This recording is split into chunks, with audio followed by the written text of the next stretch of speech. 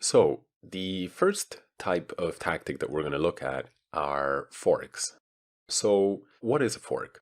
Well, a fork is basically any move that uses a piece to attack two or more of the opponent's pieces simultaneously.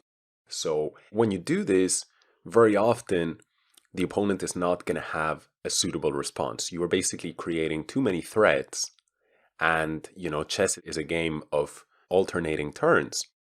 So, therefore, forks are a very, very common tactic and a very effective tactic. Many people, when they think about forks, they think about knight forks. And that is because they're one of the most effective and sort of graphic types of fork available. And because of the unusual way in which the knight moves, if, for example, a knight places a king in check, in many situations, unless the knight can be captured, the king must move. And then whatever else the knight was attacking can be taken by the knight.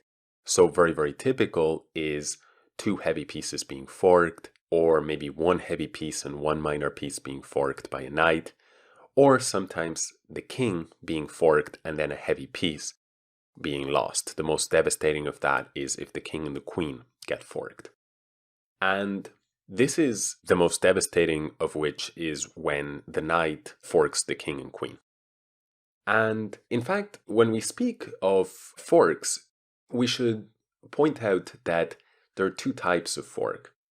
We have a relative fork, and what that means is that any of the attacked pieces, they are simply a knight, a bishop, a rook, a queen, or even pawns, but simply not the king.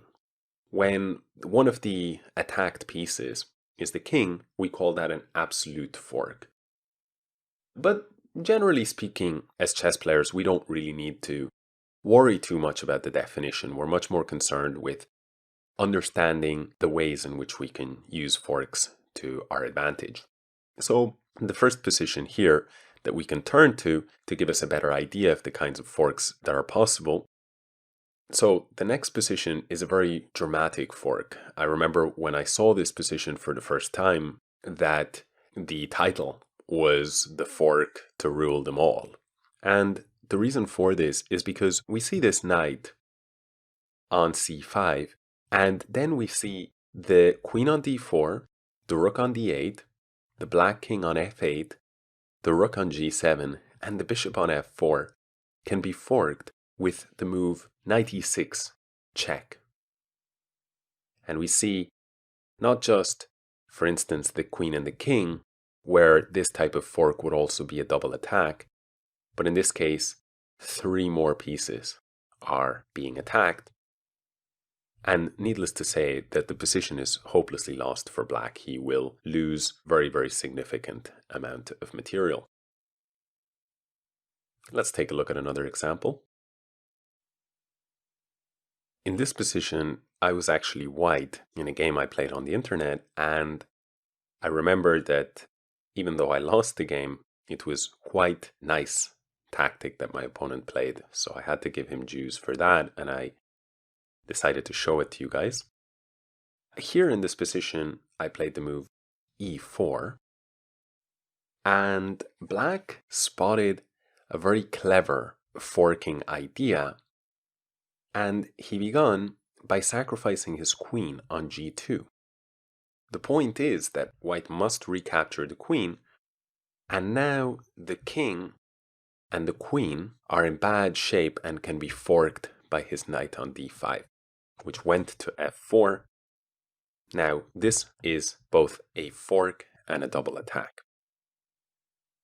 I actually, being very low on time, I will use as my excuse, went king to f2 and compounded my problems, because after knight takes d3 with check, we now have yet another fork on the board.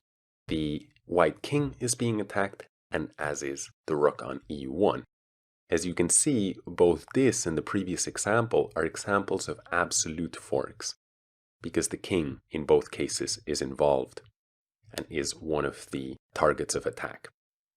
In fact, both examples of this video are examples of double attacks, whereas the first example I showed, there were many different pieces attacked. Let's take a look at another example.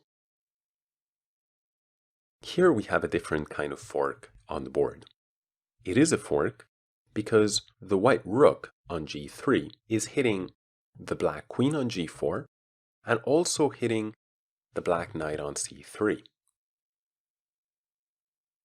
It's not, however, a devastating fork because, for example, black could play queen takes c4. With this move, he would be defending his knight on c3 and collecting a pawn. However, he found an even stronger move by relying on the possibility of forking his opponent in response. Can you find the move? In fact, the move is knight e2 with check. Again, an absolute fork, hitting the king and also striking the rook on g3. So therefore, black is in fact winning here.